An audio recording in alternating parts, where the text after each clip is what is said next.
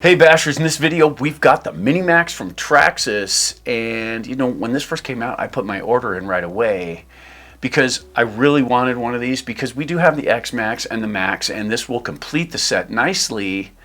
But not just that, I really like the X Max. It's fun to play with, it's big, it's enormous. Everyone looks at it and they're just awestruck by how fast it is and what it can do right out of the box. It's just, if you haven't seen a big one before, that one is breathtaking, especially if you're very new to the hobby. But the Max is also a blast to play with some mild upgrades. It's a real cool truck to play with. This one should be everything the other ones are if they did it correctly. Now, we don't watch other channels to see what they think of the new ones. When it comes to a brand new one, we don't do that. But this can't be out this long without hearing a few things. So while we were at the hobby store, they informed me that there are a couple of things going on with the differentials, and I've seen maybe a minute and a half of footage of these things running, and the differentials do seem to be an issue.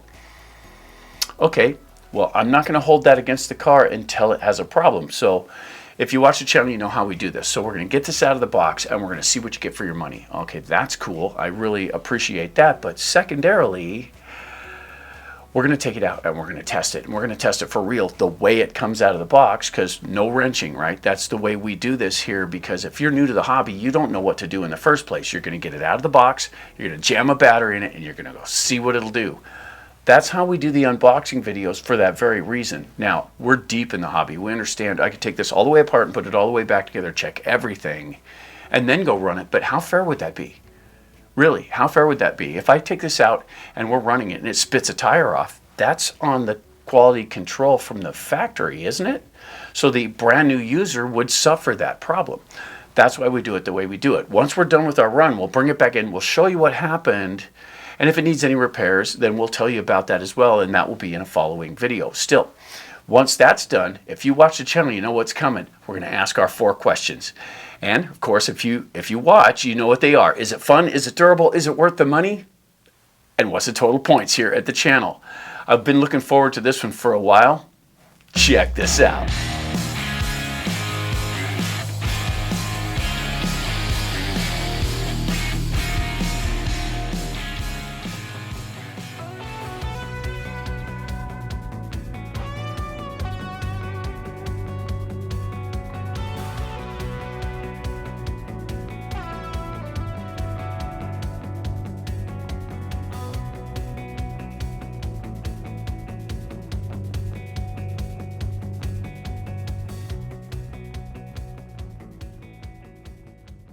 All right, so let's get this thing out of the box.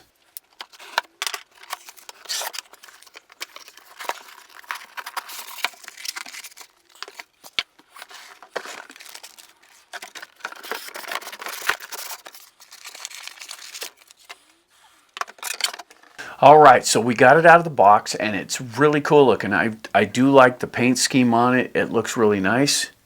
I love the green colors, I just do. That's one of those things. But it does have a lot of the styling from the X Max. It does look like a shrunk down version, but when it's sitting on the counter, it looks a little squat to me. I wish it would stand up a little more, but there are adjusters for that right here, and they come with the packet. So you can tighten up your shock springs a little bit to change your ride height. That's what those are for.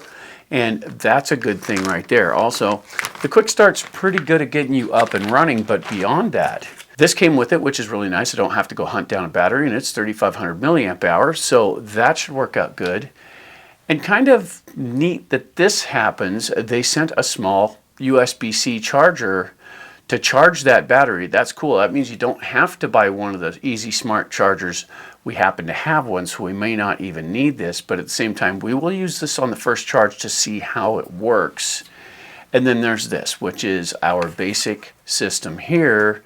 And this is the basic of the basic, okay? It doesn't have a lot of the controls that the other controllers from Traxxas have, but I've used these before. They're comfortable in the hand. The springs are really good in it. This one's a little bit tight, but not a big deal. It does have the ability to center up the steering, and that's about all you get with this. And there is no spot in the back for a link connector, so you can't store this into the savings on your phone, so you can do different things. This one is not capable of that at all, so don't look for that capability with this.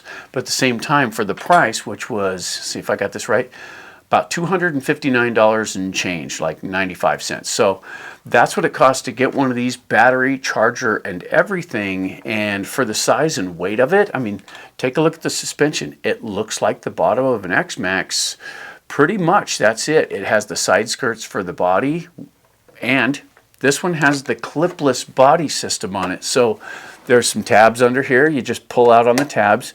And this is the same thing that's on the Sledge pretty much. And then there's one back here, and it just lifts off. Now, I don't know how well, and here's the restraint system, but I don't know how well this will stay on yet. We'll have to find out as we go.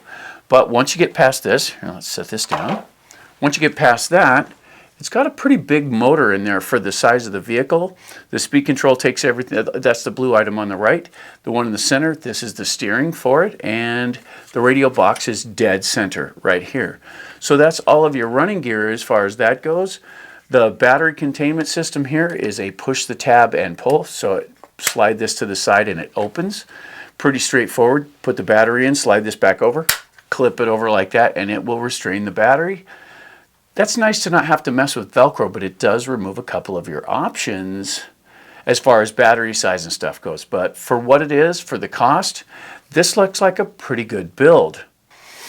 All right, all that behind us, here it is. And I'm surprised. It actually has some pretty good weight to it. I kind of like the way it looks overall. It looks like it has some pretty hefty stuff in it for drive axles and whatnot. The suspension is nice and soft. Now the thing about this is, and this is curious, I just noticed this one's got some pretty good resistance. Okay, that I can feel the resistance. This side, a little easier to operate, so I don't know if that's going to be a problem. If they're not even, it should, but the more I move them, the closer they get. But this one is definitely stiffer. Let's check the back here. Okay. So the backs are pretty even, so we shouldn't have any troubles with that. It's just weird how this one felt like it doesn't. It's got super light fluid in that one. It's surprising. But we're not going to change anything. We're going to see how it runs. So I want to get this down on the bench, and I want to show you some images of this sitting next to the Max and sitting next to the X-Maxx so you can see the scale of all of it.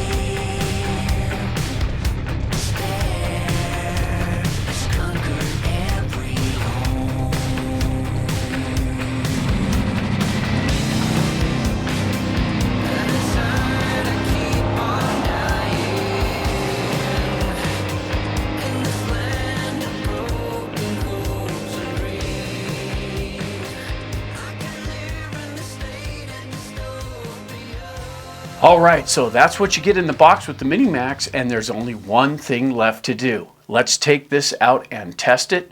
This is going to be a lot of fun, but first we need to get a charge in the battery, and we need to put 4 AA batteries in the transmitter.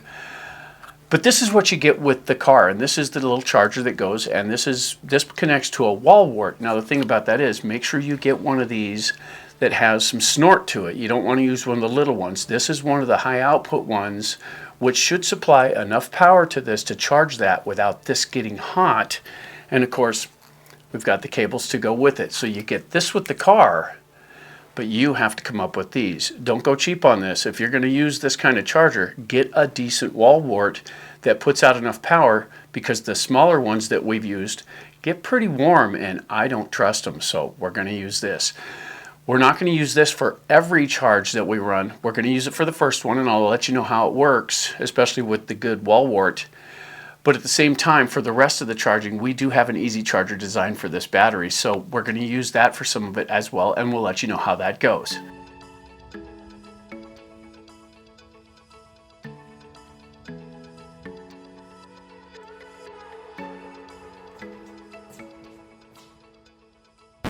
All right, so we got a problem, and this is unfortunate. Every time we have a problem with something straight out of the box, it sucks. Now, it really doesn't have anything to do with the car. It doesn't. It has to do with the connection of this, which is the charger that comes with it, and the battery. So this one's throwing an error code. Now, the thing about this is, when you look real close right here, and we'll give you a blow up of this, when you look real close here, it says it's 5 to 6 volts input for this and 3 amps. Okay, so that's the requirements for this. So when you pick your charger, the wall wart that goes into the wall that you hook this to, make sure it meets the requirements. They're on the back here, and of course you can pause the video and see the rendering that we pull up here for you. What it comes down to is ours was plenty powerful to do it, so that wasn't the issue. So we had to go back to the hobby store and get that solved. We wound up getting a new battery, and I picked up a 4 amp easy charger, which is sufficient to charge this kind of thing. And we came back and plugged it in. Okay, I bought the charger because I didn't want the chance of having to go all the way back. Our hobby store is quite a ways away, and it is a trip to go there, and just back and forth really sucks. So I just picked up a charger just to be sure, got it home, everything charged up. Now it's sitting on the bench ready to go. Upside, things are looking good. Downside, it's going to cost it points in the final total. Let's see what the car's got.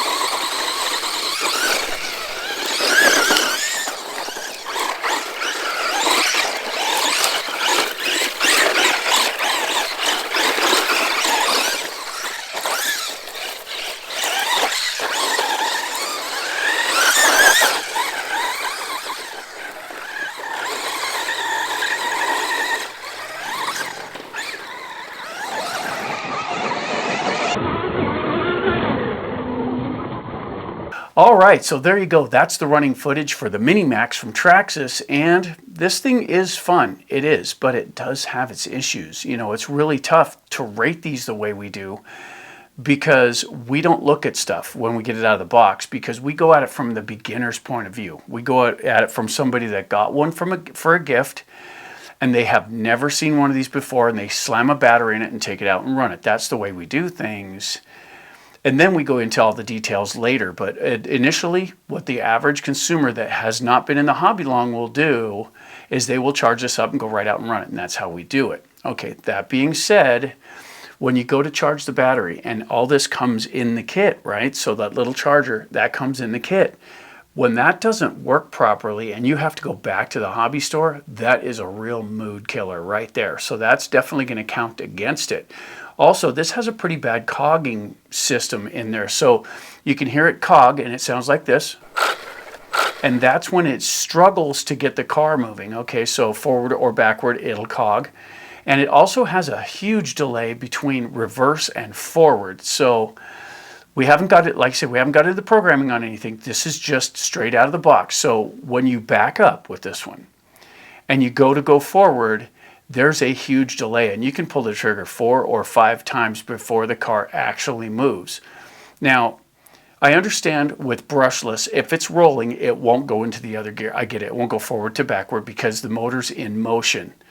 But this is a car at a dead stop, and this is what that looks like. So you'll notice how it just sits there, and it sits there. And then when you finally get frustrated enough to where it moves, you pull the trigger all the way and it gets out of pocket. But once you're rolling forward, everything works fine from that point on. So that's okay. One thing I want to touch on here, though, is the body and the fasteners that hold that on. Out of all the testing we've done, with all the batteries we ran through it, this body never dislodged one time. And it's pretty much the same thing that's on the sledge, and those perform well too. So I'm really impressed with the body system. It does hold good.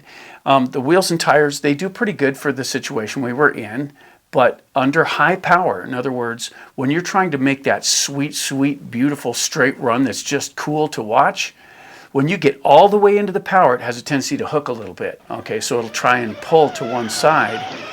And that could have something to do with the difference in the fluids here, the really thin stuff over here and the thick stuff there, because there's a difference in how these two function. That might have a little something to do with how it pulls, but at the end of the day, if you can just pedal the throttle some, it's controllable. But the weird thing is Traxxas calls this 10th scale. Okay, 10th scale. It says it, 10th scale. Well, the HPI Savage XS is called 10th scale as well. But I went and asked the AI that I use what scale this is based on today's standards. And the AI came to the understanding that this is actually 16th scale based on wheelbase. Now, Arrma seems to agree with them because this is Arrma's version of 10th scale.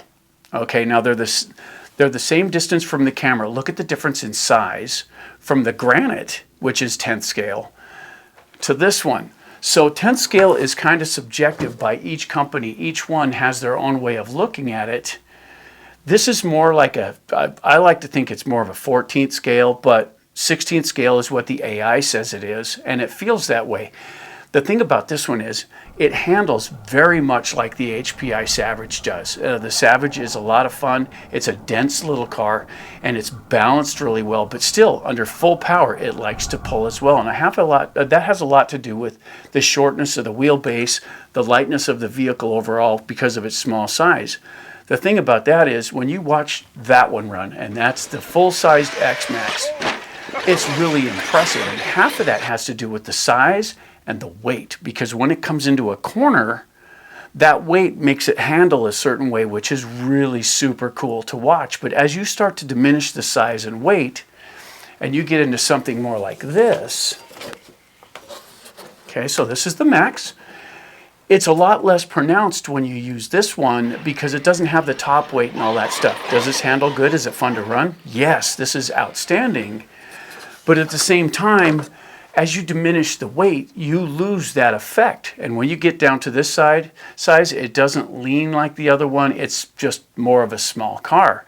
So you're not going to get the majesty of the big one with this, but you get the styling, and it is pretty quick. All that behind us, it's time for our 4 questions. And if you watch the channel, you know what they are. Is it fun? Is it durable? Is it worth the money? And what's the total points here at the channel? And question 1, is it fun? Now, I told you we were going to take points off because of the charging issue, because of all that entailed in that. So we are going to deduct 2 points for that.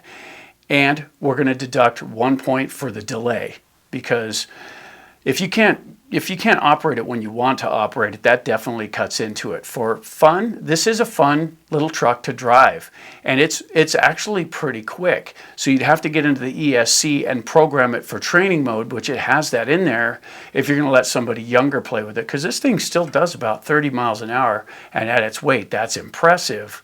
So you can switch that around for new people. It's not as convenient as the stuff Spectrum has, where you can just flip a switch, but it is capable of that, and it is in there. Still, as far as the fun rating goes, we're going to give this one 7 out of 10 for fun because of the difficulties we ran into with it.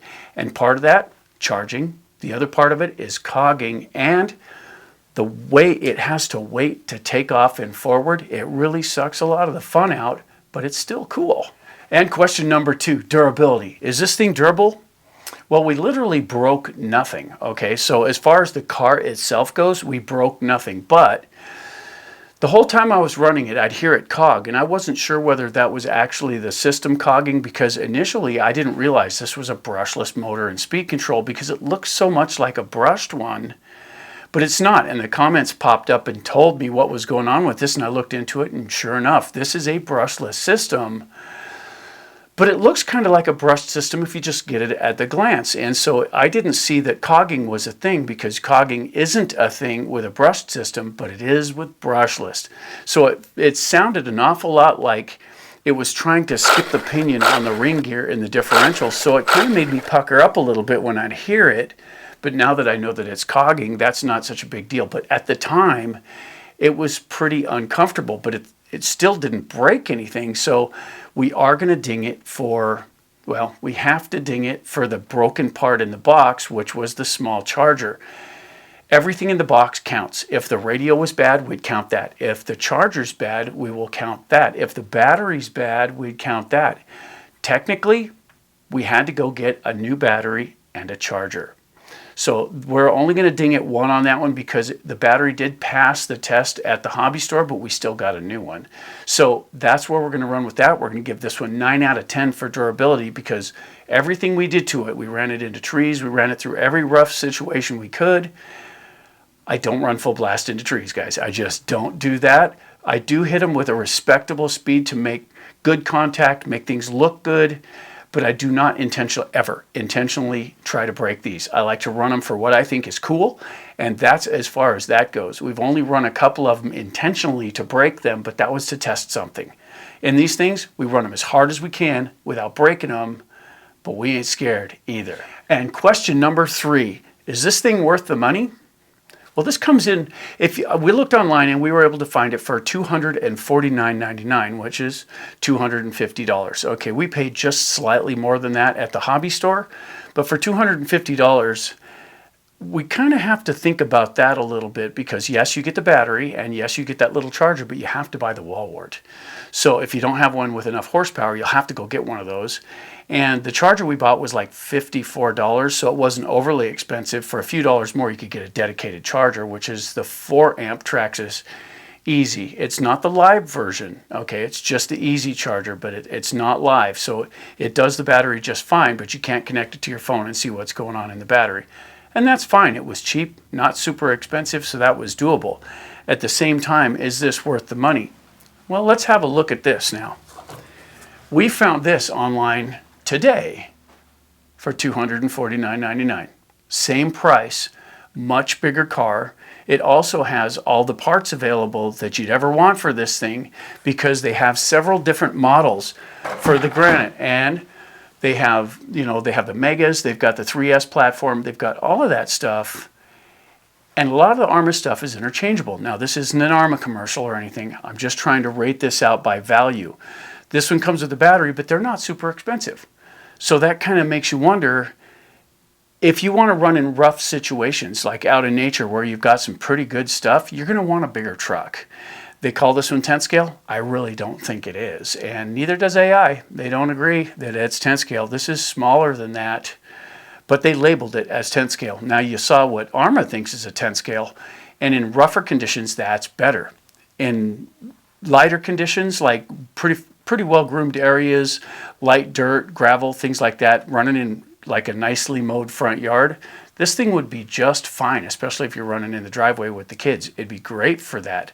But at the same time, for value, we're going to give this one 7 out of 10 for value, because it depends on what you want this for as to whether or not it's worth it. You can get more for the same money somewhere else. And I only used Arrma as a reference. There are multiple brands out there that are all within the same price point.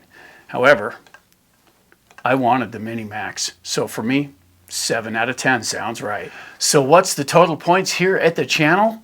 Well, this one comes in at a solid 23 out of 30. And I think that's fair for what it is. You know, did we have the potential to do better? Absolutely we did. But when you have a failure coming out of the box and you have things that are not adjusted properly in the electronics, I've never really been a fan of Traxxas electronics in the first place, but I was kind of hoping they would perform better. Still, it was a lot of fun to play with once we got it out there, and it runs a pretty good time on a battery.